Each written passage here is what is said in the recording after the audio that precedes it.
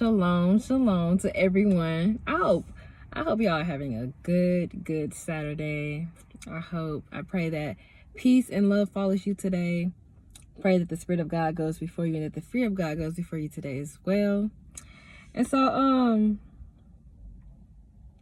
I have encouragement. I have some encouraging verses that I want to share with you guys, even a word for somebody and who this may be for. We finna get into it. And so, this morning, the Lord took me to Joshua 21, verses 44 and 45. And when y'all see me looking down, I'm reading from my notebook. So, yeah. And it says, "And the Lord gave them rest round about, according to all that he swore unto their fathers. And there stood not a man of their enemies before them. The Lord delivered all of their enemies into their hand." Okay. And so that was Joshua 21, verses 44 through 45. And after reading this, I did a little study or whatnot. And then he took me back. He took me back to Joshua 8. And in Joshua 8, God encourages Joshua. And so to give a little summary of what happened in this chapter, the king of Ai, if I'm pronouncing that right, the king of Ai was waging war against Joshua. And God encourages Joshua to fear not. He said in verse 1, he said, "And the Lord said unto Joshua, Fear not, neither be thou dismayed. Take all the people of war with thee, and arise and go to Ai, and see, I have given into thy hand the king of Ai, and his people, and his city, and his land." And then verse 2 says, "And thou shalt do to Ai and her king, as thou didst unto Jericho and her king. Only the spoil thereof and the cattle thereof shall ye take for a prey unto yourselves. Lay the ambushment for the city behind it." And so Joshua hearkened to the voice of the Lord, and he arose and he took his people, and he had his people to set ambushments against Ai, because the Lord told them to go, because he's already delivering your enemies into your hands, meaning the battle is already settled. But we're finna get to that part. And so Joshua arose. He arose and he took all the people of war to war against Ai. And Joshua chose 30,000 men of valor and sent them away by night.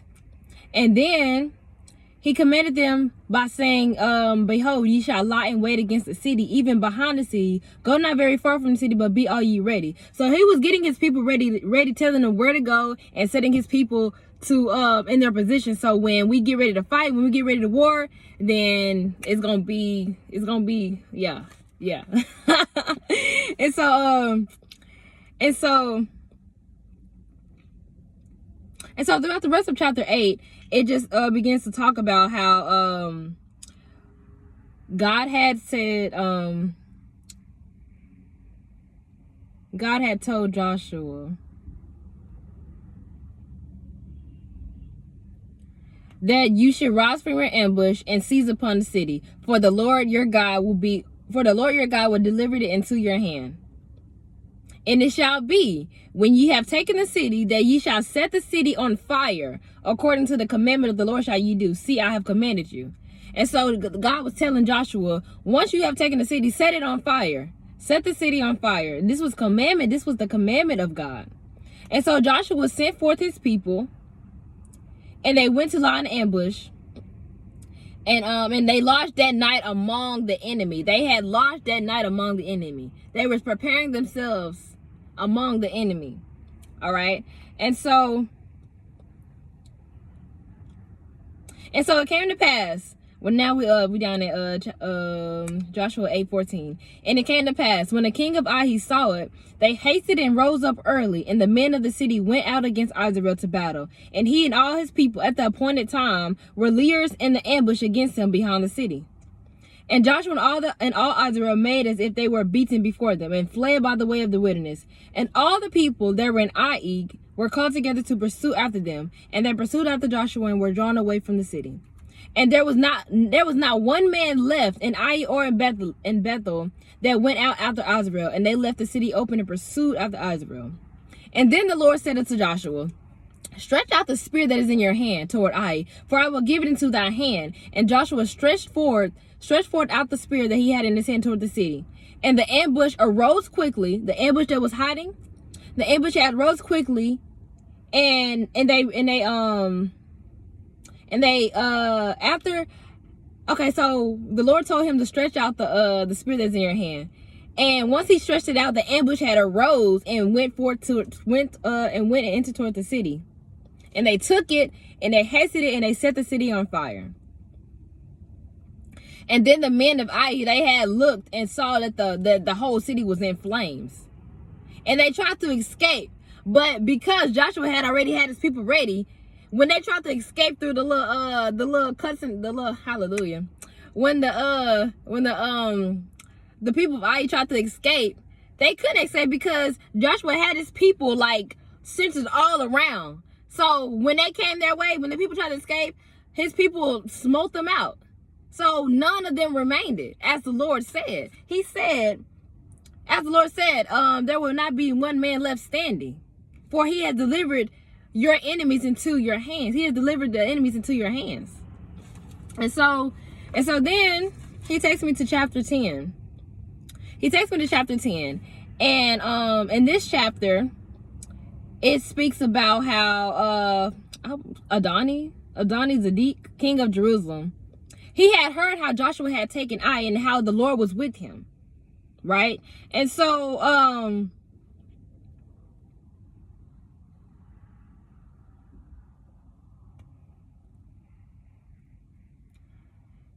wherefore, when Adoni-Zedek, king of Jerusalem, he had sent unto Hoam, king of Hebron, and to Piram, king of Jurah. I'm probably pronouncing this all wrong. Y'all get it though. And unto Japiah, king of Lachish, and unto Debir, king of Eglon, saying, come up with me and help me, that we might smite Gibeon, for it had made peace with Joshua and with the children of Israel. So therefore, there were 5 kings that was waging war against Joshua. Again. Well, not again, but there was 5 kings waging war against Joshua. And the men of Gibeon sent unto Joshua to the camp to Gilgal, saying, slack not thy hand from thy service. Come up to us quickly and save us and help us, for the kings of Amorites that dwell in the mountains are gathering against us. And so Joshua, he got up and went to Gilgal, and all the people of war with him, and all the men of Valor. And the Lord said unto Joshua, he says, fear them not, for I have delivered them into thy hand. There shall not a man stand before thee. Okay? We seeing this again, right? And so then it came to pass. as Joshua and the men of war went to wage war against the 5 kings, the Lord had cast down great stones from heaven unto Azekah, and they all died. And it says they were more which died with hailstones than they with whom the children of Israel slew with the sword. And then Joshua said to the Lord in that day, when the Lord had delivered him up to then spoke Joshua to the Lord in that day, when the Lord delivered them up, the Amorites, before the children of Israel. And as they were in this fight, Joshua said to the sun to stand still, and to the moon to stand still, as they fight this great fight. And the sun stood still, and the moon stayed, until the people had avenged themselves upon their enemies. And that was no day like that day when God had listened to the voice of man, hearkening to the voice of man. And for the Lord fought for Israel. And so, I say this to say that this fight is not yours. This fight is not yours, but it's the Lord's. And 2 Chronicles 20, I'm gonna go to that. 2 Chronicles 20. 2 Chronicles 2:20. Hold on. Because there's some more examples.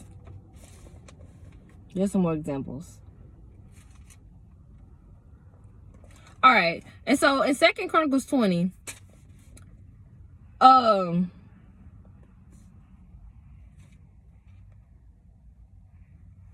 Jehoshaphat.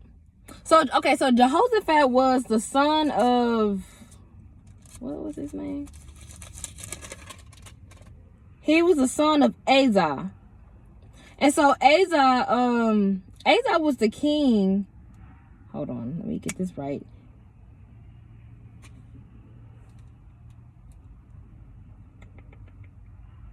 Alright, so Asa was Jehoshaphat was Asa's son.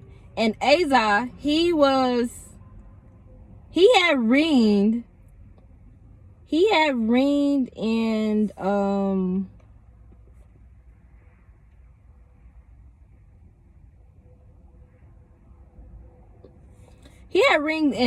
Israel.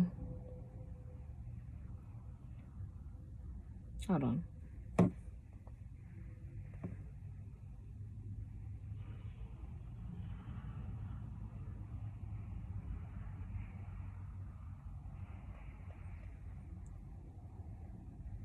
Hold on, y'all.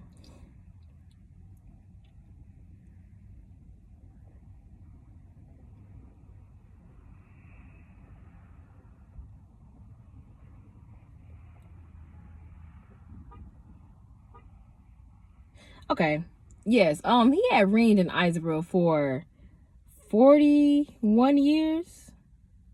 And then he died. And so his son Jehoshaphat, he had took upon walking like his father David. And the Lord was with Jehoshaphat because he sought not after Balaam and the other lowercase g gods. He sought not after the doings of Israel, but he sought after God.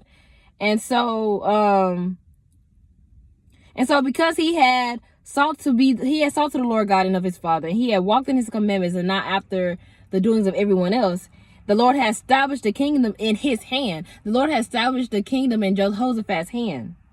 And all of Judah brought presents to Jehoshaphat. And he had riches and abundance and honor and abundance. And so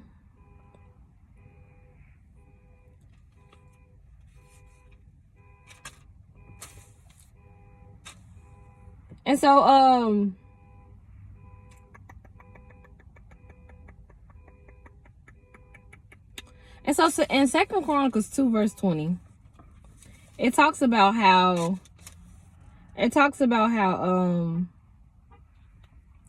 there was a war waging against Jehoshaphat and his people. And there came a great fear upon Jehoshaphat and the people. And so they went to seek the Lord for instruction, to seek the Lord for help. And they did as so. Because the army that was gathering against Jehoshaphat and his people, they were a great army. They was a great multitude. And so this is what God tells Jehoshaphat. God says, he said, "Hearken ye all Judah, and ye inhabitants of Jerusalem, and thou King Jehoshaphat. Thus saith the Lord unto you, be not afraid, nor be dismayed by reason of this great multitude, for the battle is not yours, but is God's." So God tells them tomorrow, go down against them, and behold, the Lord will be with you. And they did as so. And Jehoshaphat got all his people, and they went to fight against, who did they fight against? They fought against Judah's enemies, the Levites, the Kohathites, and the Korites, and those people. Y'all don't know how to say these people's names. And so, and they did as so. They did as so. For God had gave them rest round about. And it came to pass that God had delivered his enemies, Jehoshaphat's enemies, into his hand. And there was not none that standed. There was none of the enemies that waged war against Jehoshaphat and his people. None of them remained, because God had delivered all of his enemies into Jehoshaphat's hands. And same as Joshua. And same as Moses. And even in Exodus, when Moses had came to God, he said, "What shall I tell the people when they ask who sent me?" Now Moses, he was a special child, and God had actually, Moses was a servant of God in Exodus, and God had told Moses to tell the king of Egypt to deliver his people from the land. And at first Moses was a bit hesitant in doing so because he didn't feel confident. He didn't feel confident himself, and Moses was thinking to himself, well, he was saying, who am I to go before the king and say this? And God tells Moses to proceed, to go forth. And then Moses asks God, he said, who will I tell the people when they ask who sent me? And God says, tell the people that I am sent you. And so Moses and his brother, Moses and Aaron, was it Aaron? Moses and Aaron, they had went before the king of Egypt, and they declared the word of the Lord to Pharaoh. That was his name, Pharaoh. And so and of course Pharaoh had hardened his heart. He did not let the people go, and because of his disobedience to God, God sent plagues into his land. And even though the plagues were sent to this land, Pharaoh, he still hardened his heart against his people. And so then there came a huge darkness in the land. And where the death spirit had killed every firstborn that was in the land. And there was a great cry in the land of Egypt. And so then afterwards, that's when Pharaoh, he had delivered his people out of delivered the people of Israel out of the land of Egypt, as the word had said. And so that came to pass. And so then after he had delivered them, Pharaoh and his people, they tried to go back after Moses, the people of Israel, again. And that's when God had parted the Red Sea for them. He parted the Red Sea for them, and they went through. They walked through on dry land, on dry ground. And when Pharaoh and his people was coming behind him, they thought they was gonna do the same thing. They thought they was gonna walk through dry land as the people of Israel, but no, the devil's a lie. God had made the sea come back upon them, and they all died. And so this just goes on to say that the battle that you're fighting is not yours. The battle that you're fighting is not yours, but it's the Lord's. God says that he will give you rest round about. God will give you rest round about. He said, fear not, nor be dismayed, for the battle is already settled. Who's ever waging war against you? Knowing if you got God as your cornerstone, God got your back. The battle is already won. Your battle is already won. Because God will fight for you. He says he will fight for you, and all you have to do is be still. And so you just got to trust in God. You got to trust in God and believe that he is. He said those who come to him must believe that he is. You got to know who God is. You're praying to God, but you got to know who God is. He is the I am that I am. And he will fight for you. He will fight for you, and all you have to do is be still. And so that was my word. That was my saying for today. But something that stuck out to me, something that just stuck out to me that I kept saying when I was reading the Bible was, and the Lord gave them rest round about. And the Lord gave them rest round about. And the Lord gave them rest round about. And so I did a study about that. So rest means comfort. The Lord gave them comfort. The Lord gave them support. Comfort is ease. It is freedom from pain and constraint. And as in the previous stories in 2 Chronicles and Joshua and Exodus, the Lord had gave them rest round about. That when the enemies tried to come against them, whatever weapon that was formed against them did not prosper. For the Lord fought for them. The Lord fought for Israel. The Lord fought for them. The Lord will fight for you if you allow him. He says, be still. He said, be still. I got this. I got this, because when they come for my children, they really coming for me. When they come for my children, they come for me. And God is matchless. There's no other like him. And so that's what I have for you guys today. The Lord will give you rest roundabout. Okay? And just know that this battle that you're fighting is not yours, but it's the Lord. So just give it to God. Let him have it. Let him have his will. Let him have his way in your life, in your due season. Okay? And so I just hope and pray that this word has done help somebody. And I just pray that you all have a great, prosperous day. Bye.